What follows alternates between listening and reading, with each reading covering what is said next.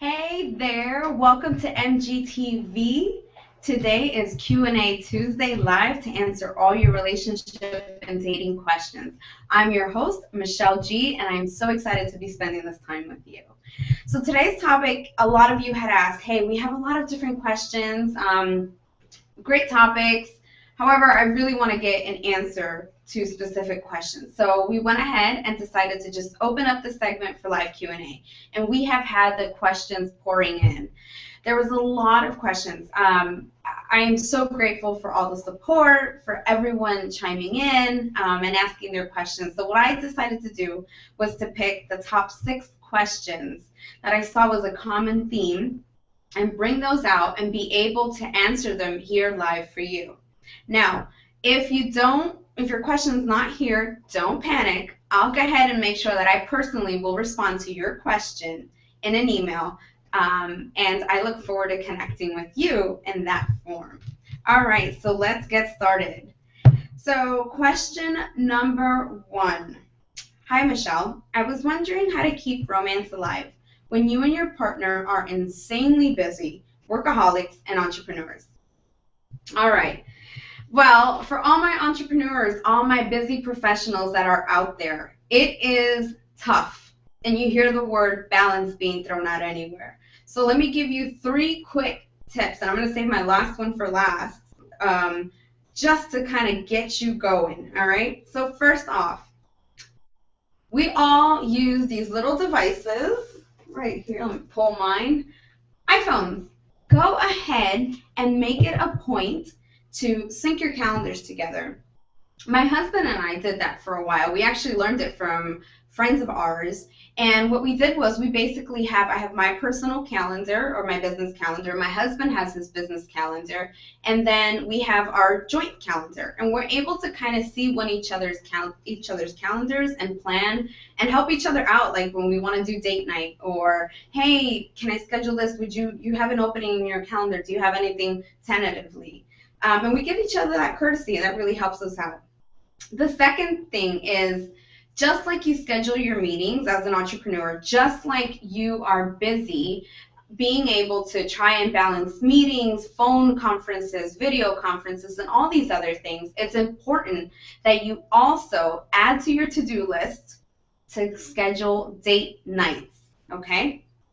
Scheduling date nights is important. This can be a really great activity for both of you to kind of get together and say, all right, just for maybe the next 2 weeks, what is going on in town? Both of you can actively participate in research, find something that one another wants to do, and throw it in and be able to have fantabulous way to connect and have a great date night. The last but not least is something that I gave one of my clients to do, and it was really kind of a way for me to test to see how it is that her partner was going to respond to this. And I call it Love in 30. And basically what it is 30 ways that you want your partner to show you how to love you. So the way I had my client do it was I had her get index cards, and kind of like the bigger index cards, you can get the 5x7s. Fold them in half, and basically give, between her and her partner, create little things that would show her how she felt love, would show her, oh, he loves me, he's thinking about me, like how she wanted to be recognized in the relationship. Well, they ended up doing, and I remember that she tells me, well, Michelle, at first when I told my husband for us to do the Love in 30 thing, where we write 30 different little items, how it is that I want him to show me to love me, how we can kind of rekindle our intimacy and romance, he was kind of hesitant. He's like, oh boy, here we go. But when we got together, they decided to go out to a restaurant.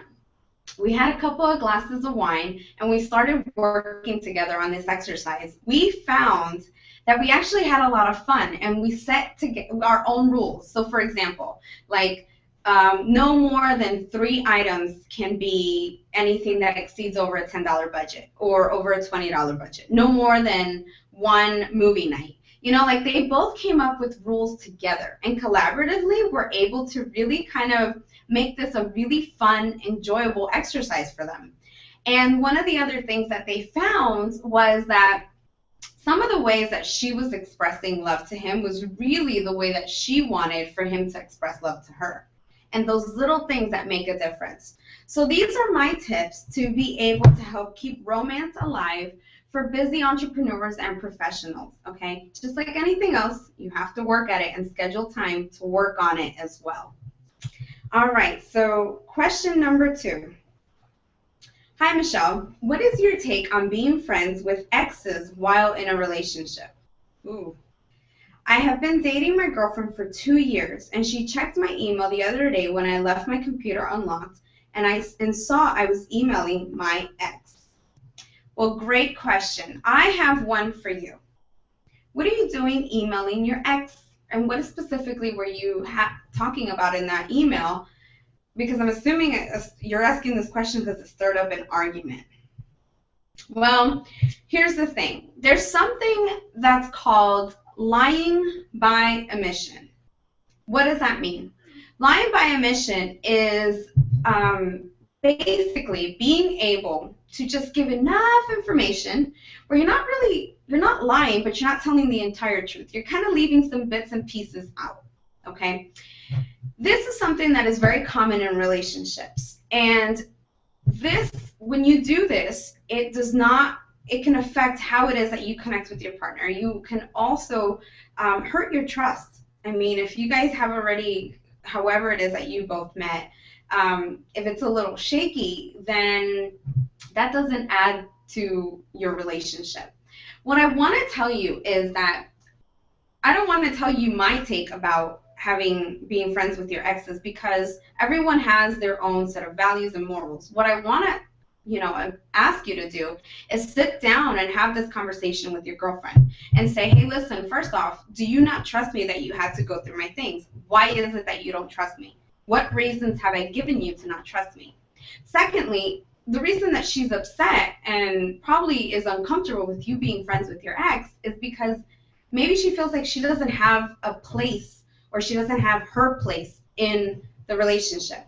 This is really common when people are dating or when they're in committed relationships and there's no ring on a finger. And here's the thing. It happens in marriages where there are married couples that at some point in time rekindle or retouch, I shouldn't use the word rekindle, but re-engage or touch bases with exes. And it's just basically a casual conversation, or sometimes it's not. It's really about talking to your partner and seeing how they feel about it. There are some couples that I have worked with that are perfectly fine that you're friends with exes on both sides, both the man and the woman, as long as there is no room for them to cross the line, cross a boundary, where it's going to affect the relationship overall, or where it's going to cause for the other person to seem like the relationship is not valid enough. Being friends with your ex is really you're kind of tipper-tabbering with that line, because if you broke up and depending how long you were in the committed relationship for, it depends on so many factors. How do you make that determination? These are things that need to be talked about. If she's uncomfortable with you being friends with your ex, ask her why, because it's important for you to understand where she comes from. And how would you feel if she was emailing with her ex back and forth? You always got to put the shoe on the other foot, okay? So make a smart decision, have the conversation with her, set some boundaries, and if she's uncomfortable with it and you're not willing to give up the ex, I mean, they are an ex for a reason, then maybe the relationship is going to stay stagnant where it is currently, and you won't be able to move past that, okay? I hope that answers your question. All right, question number 3.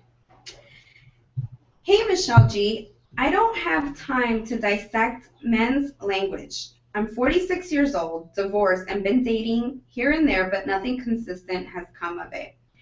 How do I approach a man who I believe is a great guy, and we've dated a couple of times, however, he's clueless when I drop hints? How do I find out if there's a next step worth entertaining? Good question. Well, I want to say something. There is such a thing as a man being clueless. I mean, and not just in dating. I mean, they could just be clueless across the board with everything. There are some people who just don't get it. You have to be very direct. This is also another common problem that happens in marriages and relationships. We want for our partner to, instead of giving them a direct answer, we give them a whole story and we kind of beat around the answer, and then eventually get to the answer. Men are more direct. They're like yes or no questions. They like very easy decisions. I mean, they are just point A to point B. That is how they function. That's how they think. That's how they process information. And if you have someone who is not picking up on hints when it comes to dating, listen, just stop dropping the hints. Number one, stop dropping the hints. Number two, be direct. Ask yes or no questions, and also figure out what outcome it is that you're looking for. So, for example, how I would recommend that you handle the situation would be set up a coffee. And the reason I say coffee date versus a dinner date is because a dinner kind of implies it's very romantic. It may add some pressure, especially if he's not getting the hints or if he's not interested, because at this point you don't really know. I would say set up a coffee date. It's neutral. It's an environment where you both can speak and you don't feel pressure. You guys can kind of just be really, open and honest with each other. And then also I would use questions kind of like, we've been on several dates and I've enjoyed myself with you. I was wondering, has your experience been the same? And that's a great way to introduce the topic. Using language like that, where it states first and foremost what it is that you're interested in kind of discussing, kind of sets the stage to be able to move the conversation further. Again, be direct and be prepared. Know what it is that you're trying to achieve. Also, with that note, be ready that maybe he just really likes you as a friend. It's a possibility that he really enjoys hanging out with you. You're just a great pal, loves talking with you, but unfortunately he just doesn't feel that chemistry or that connection. So be prepared for that, and be prepared, like have a plan. How are you going to deal with that? Meaning, run through the scenario through your head. If he says, look, I've enjoyed it, but I really want to just be your friend, are you going to overreact? Are you going to start saying why? Or, kind of have a plan in mind. And if you are going to ask, why is it that you're not, what is it? Is there something that I did? I wouldn't ask the question, is there something that I did? Because it's not you. It's basically you guys are just, you're not what he's looking for. Don't make it about you. This is a conversation between two people being able to decipher whether or not it is worth taking the next step. So ask clear, concise questions, and if he asks you questions, invite him to ask you questions if he doesn't, okay? I hope that answers your question. Question number 4, and like I said, I'm only taking 6 questions because we had an overwhelming amount, and I'm so blessed and honored and humbled that you all submitted questions. So don't worry, if I don't get to your question, you'll get a personal response from me. Hey there, Michelle G. Love your weekly episodes. Thank you. When you're dating, when do you broach the topic of exclusive intimacy? I ask this because I'm currently dating and want to protect myself, but not quite ready to be in a relationship. I want for us to get to know one another more before we decide to take the next step. Okay, so dating and the topic of exclusive intimacy. Well, there's a couple of things that I would like to know. In regards to when you say exclusive intimacy, obviously you mean sleeping just with that person exclusively, but are you openly dating other people? Meaning, are you going on casual dates, coffee dates, dinner dates? Is there any type of kissing, like any type of level of intimacy that could open that door? You have to be very clear on that yourself first before you can ask for exclusive intimacy, because then you can bring that plan to the table to the person that you're dating. And I want to make sure that I'm clear on something. There are different phases in the dating, process. Some people think that if you're dating and you're dating exclusively, you're in a relationship. Or if you're dating and you're dating around with several people, that means that you're sleeping around with several people and you're not really into, you're not kind of decisive. You're kind of just playing the field. Here's the thing. You can absolutely be dating multiple people and not sleeping with them. I actually recommend not to be sleeping with multiple people. Number one, it's not healthy. And number two, it really speaks to your self-worth. And I'm going to leave that there. Number two, you can be dating and be exclusively intimately with someone and just exclusively dating that person and not be in a full-blown committed relationship. Why? Because you're taking that phase and you're kind of really exploring if there's something more. You know you like that person, you have a good time with them, you're compatible on different levels, but you're just not sure. There's just a couple of things you want to explore more, maybe some red flags, or maybe you want to see if it's really going to go somewhere. Then there's dating and just being with dating around but not sleeping with anyone, and you're just kind of going out for dinner and coffee dates. At the end of the day, it's important that you're honest at whatever way you choose to date. Be honest with that person. And it's perfectly okay that you don't want to be in a full-blown relationship. So there's not an exact number I can give you as far as when to broach that level of intimacy. I would say it's when you feel that you want to not only just be exclusively intimate with that person, but when you're ready to exclusively date them as well. Not in a full-blown committed relationship, but you're kind of dating individually, and bring that to the table and discuss it with the person that you're interested in. I hope that answers your question as well. Okay, question number 5. Hi, Michelle. I have been in a monogamous relationship for 2 years. We have had our ups and downs, and things have been okay for the most part. However, I started noticing lately that I feel alone in the relationship. Is it possible to feel alone while you're in a relationship?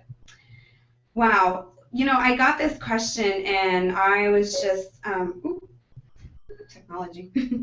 I got this question, and it brought me back to my previous relationship that I was involved in, and I started thinking about when I started feeling alone in my own relationship and why was it. And so, can you feel alone while you're in a relationship? Absolutely. It's not something that's it's not the funnest thing in the world, but you can. And you probably kind of wonder, how is it that I feel so alone, but yet I'm so close to this person? Like, there's someone there. There's someone in the kitchen, or I lay in bed with this person. Like, how is it that I could feel so alone?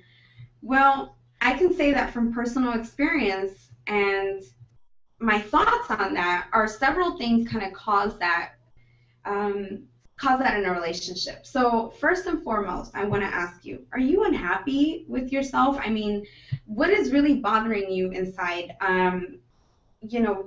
About yourself? Is there things bothering you about the way life is right now? Are there things that you used to do that you're no longer doing? And are you seeking for this other person to complete you, to fulfill you, to make you happy?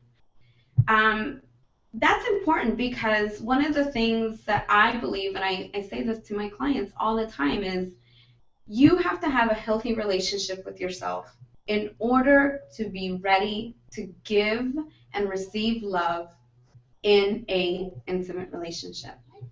The other thing is, the lack of connection. What's causing the lack of connection between you and your partner? Are you voicing your opinion? Are your needs being met? Those questions are usually the questions that I ask when I have clients that come to me and say, look, I'm in a relationship, but I feel disconnected from my partner completely. And those are the first question is, what have you given up? What have you given up for yourself? Are you happy with your life and yourself and how things are going? And 9 out of 10 times, the answer to that question is, no, I'm not happy. I stopped hanging out with my friends. I stopped scuba diving. I stopped taking my weekend trips with my girlfriends once in a while. Or, I just became so involved all about us spending time together and completely just, abandoned everything else. My whole life, my whole world became about this other person that I lost the identity of myself. So that's important to know, And then the second question is like when your needs are not being met, are you even talking about them? How are you approaching those topics with this person you're in a relationship with your husband, with your wife? And if you're not even voicing your needs or your opinions, then that's probably why you're starting to feel alone in this relationship. Remember, no one can bring you, people can bring you happiness, right? And they bring it to you in different forms, but you can't expect someone or put that on someone to make you completely happy. You have to make yourself happy. Okay? So I would say if you're feeling alone in the relationship, first do ask yourself these questions. Okay? What did I give up? Are my needs being met? What's causing the lack of connection? When you're able to answer those questions, it's going to give you a bigger picture as to why you feel alone in the relationship. All right, and last but not least, our last question. Hi, Michelle. I really appreciate your advice and want to tell you that your story is an inspiration to me and my friends that I have shared your story with. My girlfriends and I got together for a night out and we found ourselves talking about our relationships. We vary in the length of time we've all been married, and I found a piece of myself in each of the issues that were brought up, but the one that hit home was finances. I have been with my husband for 3 years, and not once have we sat down and done a budget together. I don't like dealing with the finances, so I let him take care of it and and tell me what it is that I need to contribute on my end. Listening to some of my friends talk, it made me think that we are doing it all wrong. How do you deal with your finances in your marriage? Well, in complete transparency, thank you so much for asking that question. Honestly, so it's funny that that question was brought up, and I wanted to be completely transparent about it. My husband and I, my first marriage, I kind of had an arrangement with my husband, my ex-husband, and it was mainly that we had a joint account. I worked and I had my money and he had his money, and we would just bring our money together to pay bills. That's how it was initially.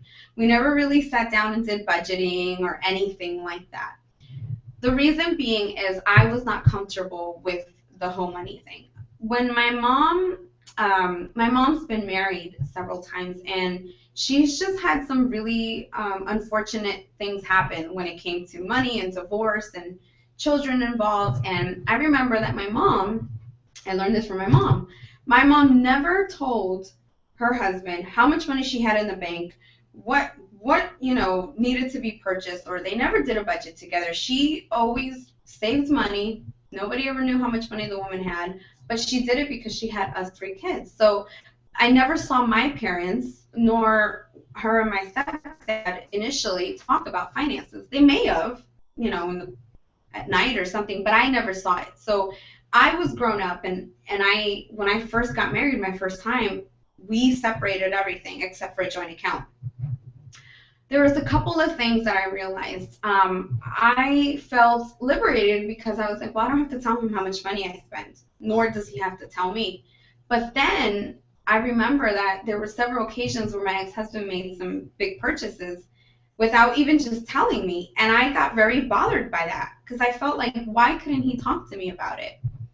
So long story short, with my current husband, we actually had that conversation this past weekend, to be honest.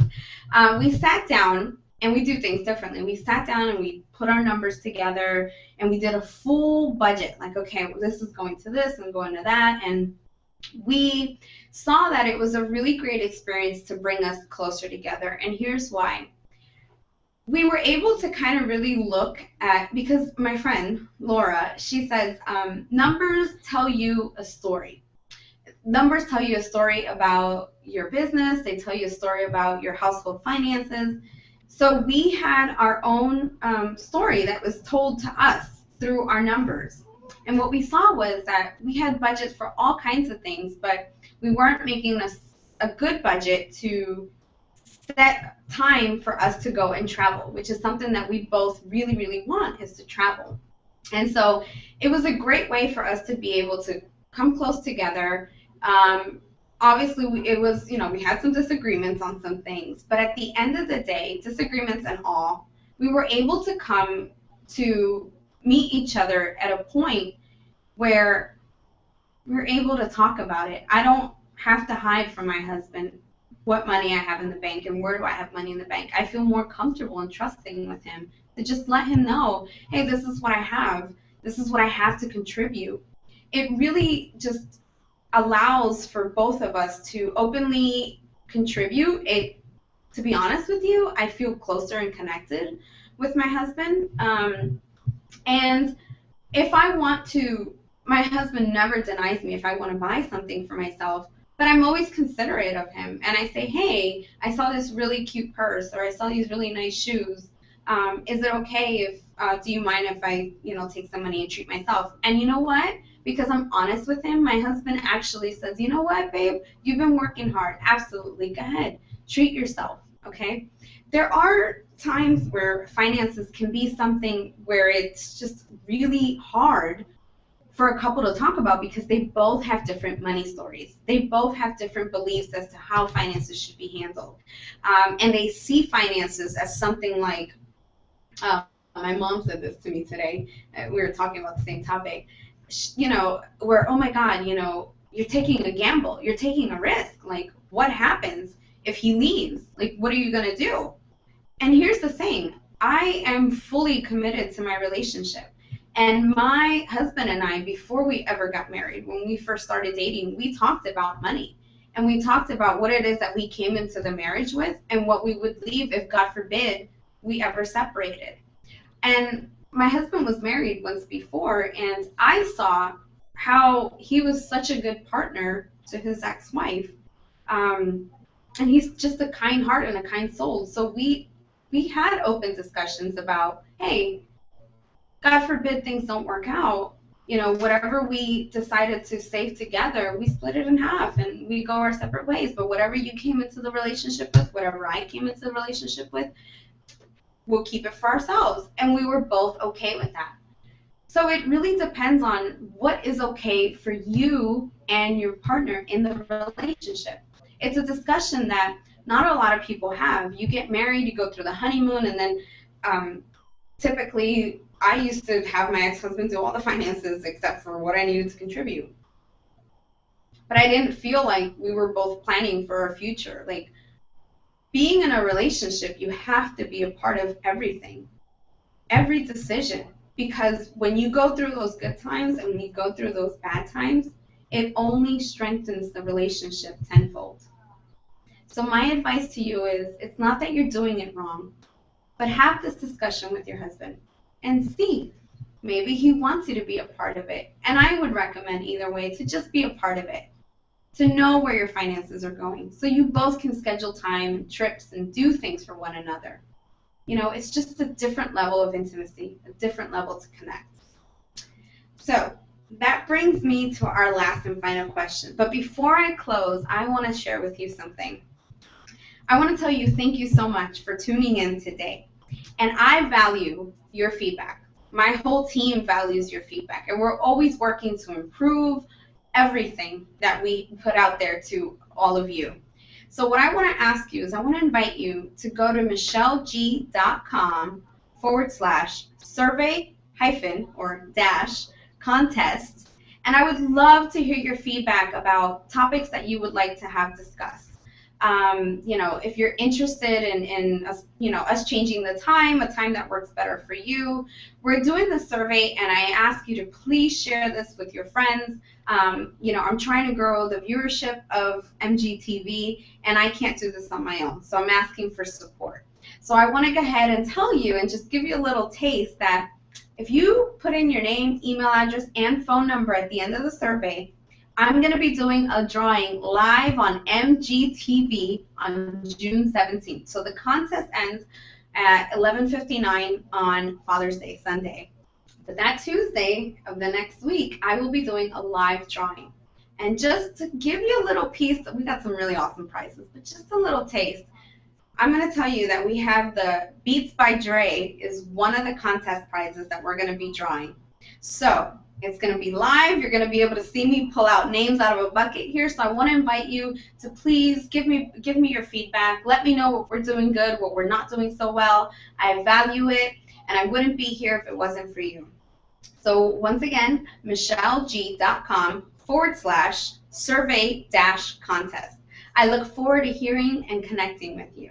Thanks so much for spending this time with me. I want to tell you to remember that every day is a new day to reignite a relationship. But remember, every relationship starts with you. Take care, and I'll see you next week.